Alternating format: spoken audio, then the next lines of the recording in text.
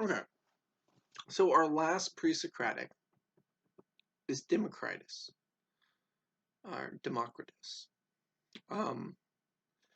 Born 460, died 360 BCE. So this is one, this man lived 100 years to the best of our knowledge. Right?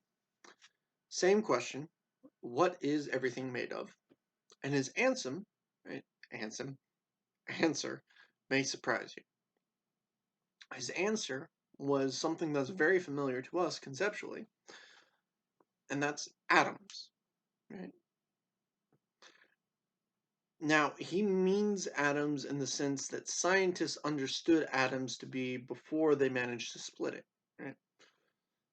And scientists meant atoms to be the most fundamental particle in the world when they discovered it and named it such, probably largely because they studied ancient philosophy and knew of the concept of atoms. He came up with the concept, which then became the term for for the most basic building block that we know of, right? Like firm building block, or one of the most basic building blocks in physics and science. Um, the word atom comes from the Greek word atome, right, which is a combination of the the prefix a in front of a verb, right, meaning which is a form of negation, meaning not or un or dis, right, whatever is needed to negate what comes after it. And then the Greek word tomein, which means to cut, right? So to say atomein is to say not to cut, right? To say that something is an atom is to say it is uncuttable, right? So his idea was, if you take something like, I don't know, say your finger, right, and you hack it off, right, and then you take that hacked off finger, and while you're delirious from shock, you cut that finger into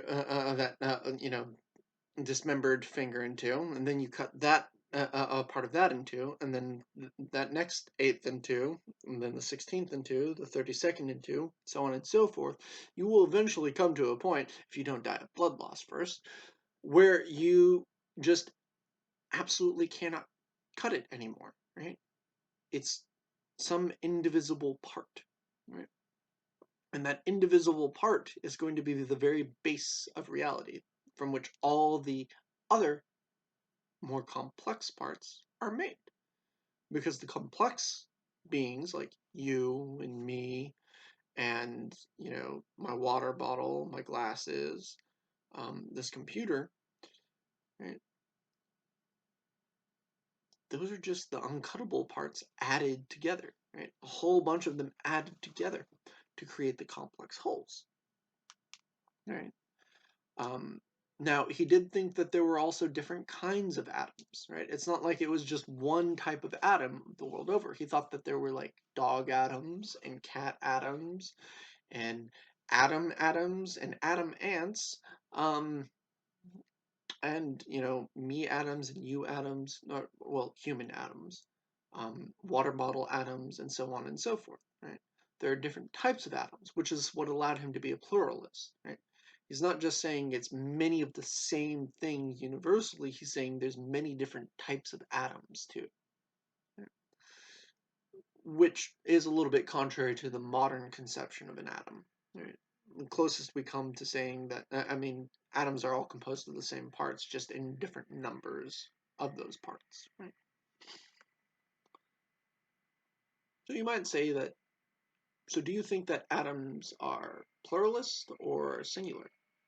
Right? The modern atom, is it made of many different parts, or is it really still fundamentally one thing?